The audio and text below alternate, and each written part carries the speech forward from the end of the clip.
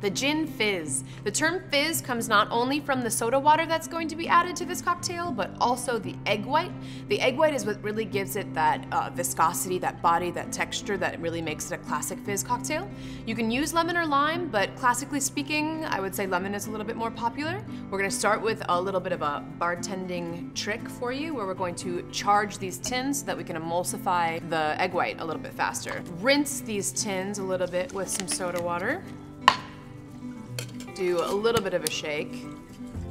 We're gonna discard that. Then we're gonna start with the egg white. The reason why we start with the egg white is because if you build the whole cocktail first and then you screw up the egg on top of it, you have to get rid of all of the alcohol. And then if you do it with the egg white first and you mess up, all you have to do is lose the egg. So we're gonna crack it on the side of the tin like this. Open it up carefully.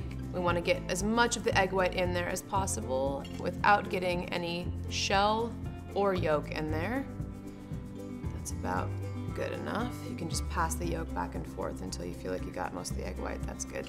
And then we're going to build everything else on top of it. An ounce of gin,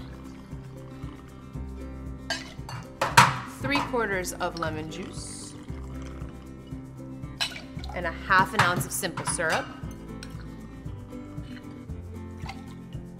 So what we need to do that's really important for any cocktail that involves egg white is we're going to do what we call dry shaking it first.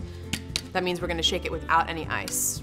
The reason that we do this is because this is what really helps to emulsify the egg white. It's gonna give it that really creamy, frothy texture that you want. You kinda wanna put a lot of power into this. Otherwise you're gonna have a big separation of the egg white in the cocktail and you don't want that. That should be good enough. We're gonna open this up and put the ice in.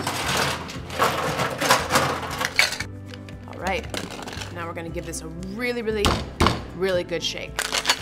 You can kind of start to feel when the ice starts to really break up in there. That's when you know it's gonna be nice and foamy and creamy. So we need 2 strainers for this, a regular strainer and a fine strainer. And we're gonna put it into a Collins glass. The reason why we're fine straining it is because we shook that a lot, and if you only use the strainer, some ice pieces or too much pulp can get in there if you're using some citruses. You can hit the fine strainer a little bit to make sure all of that egg white gets in there. Now we're gonna add the soda water to the top of this.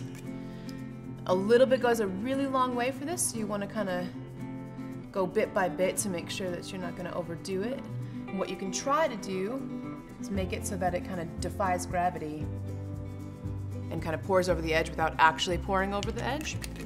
Now you can garnish this with a lemon wedge or a lemon twist. I like to use a lemon wheel because I feel like it looks the prettiest.